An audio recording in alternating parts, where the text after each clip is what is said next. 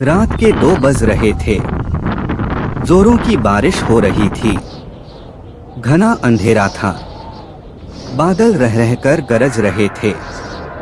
थोड़ी थोड़ी देर पर बिजली चमकती तो आसपास की चीजें दिखाई पड़ती थीं, अन्यथा हाथ को हाथ दिखना भी मुश्किल लग रहा था।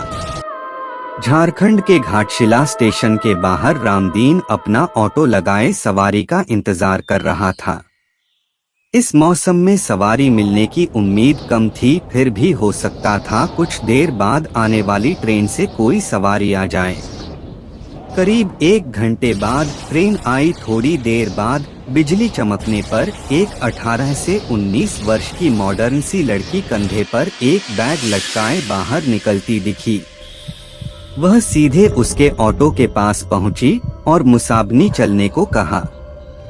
रामदीन ने कहा कि रात का वक्त है, इसलिए वहाँ चलने पर 500 रुपए लूंगा, नहीं तो 2-4 घंटे इंतजार कर लीजिए, सुबह 100 रुपए में ले चलूंगा। लड़की बोली, अभी 200 रुपए रखो, बाकी वहाँ पहुँच कर दूंगी। और ऑटो पर बैठ गई। रामदीन ने ऑटो बढ़ा दिया। करीब आधा घंटे बाद वह गंतव्य तक पहुंचा। एक माकन के बाहर लड़की ने गाड़ी रुकवाई और घर से पैसे लेने की बात कहकर अंदर चली गई। काफी देर तक वह नहीं लौटी तो रामदीन अकेले बैठे बैठे परेशान हो गया। उसने घर का दरवाजा खटखटाया। काफी देर बाद एक बूढ़े ने आंखें मलते हुए दरवाजा खोला। उसने पूछा, कौन हो तुम और इतनी रात को किस लिए आए हो? रामदीन बोला, जो में साहब थोड़ी देर पहले आई हैं, उन्होंने मेरा पूरा भाड़ा नहीं दिया है।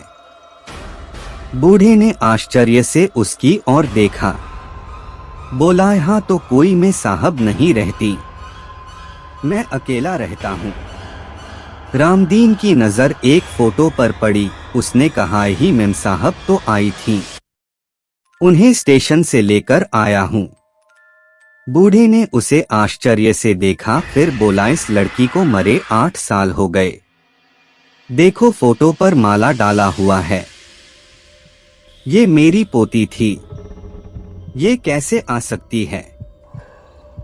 रामदीन के होश उड़ गए।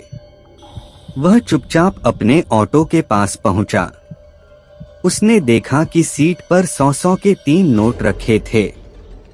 उसने नोट जेब में रखा और वहां से बेतहाशा भागा।